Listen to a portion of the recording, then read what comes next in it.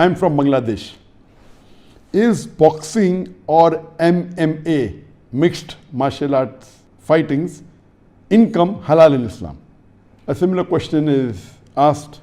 My name is Amar Nazir Ahmed from India. I am a big fan of your work, sir. I want to ask you whether if MMA, mixed martial arts, is haram.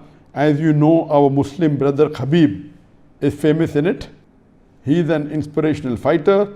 Can you please guide all our Muslim brothers and me whether to join these sports or not?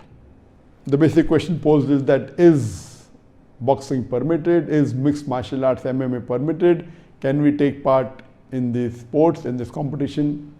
As far as boxing is concerned, before I give the opinion of the Muslim scholars, as far as boxing is concerned, there are many non-Muslims who are against this sport.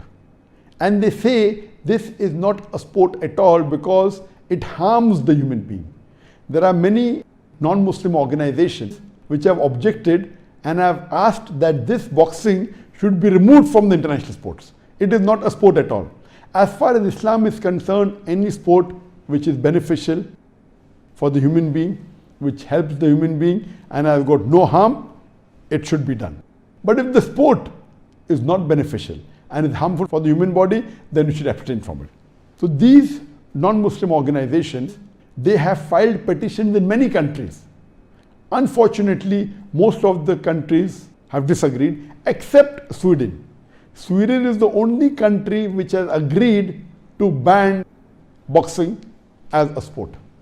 If you read the Huna magazine, which published from London, they say in the magazine that from 1945 to 1983, in a span of 38 years, 350 boxers have died because of injuries during the boxing match.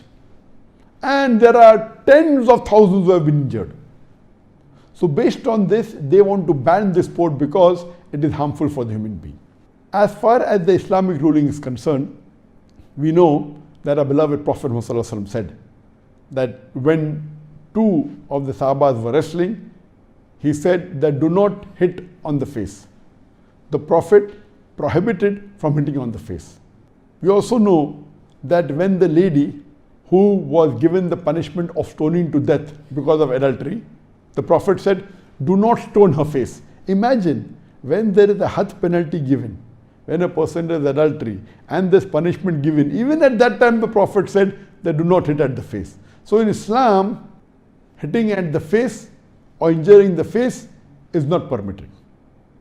So based on this, if you compare and see in boxing you get points, especially when there's a boxing match, and you get more points if you hit at the face. The maximum point that you get is hitting at the face, and the best match you can win is with a knockout punch. That means the more you harm the opponent, the more points you get. This is again the concept of Islam. Based on this, according to Imam An-Nawawi, he says that this sport, it should not be permitted. It's not Islamic because you're harming the body, you're hitting on the face. Based on that, this sport is not permitted. So based on this hadith of not to harm the face, not to harm the human body, most of the scholars, they say that boxing and any type of martial art which causes injury to the human being, in which it involves hitting of the face and injury of the human being, it is not permitted. However, there are some scholars who say that if you are learning boxing or some martial arts for self-defense without involving in competition, because in competition you have to attack your opponent, you have to hit him, you have to beat him, otherwise you cannot win. So they say that if you train yourself in boxing or martial arts only for self-defense or only for health reason or also being prepared for jihad, etc., but it doesn't involve in competition where you have to hit the other person, in these cases it is permitted. This is said only by some scholars, but the majority scholars say involving in boxing as well as martial arts where there is injury to the human body and attacking the other person, it is prohibited.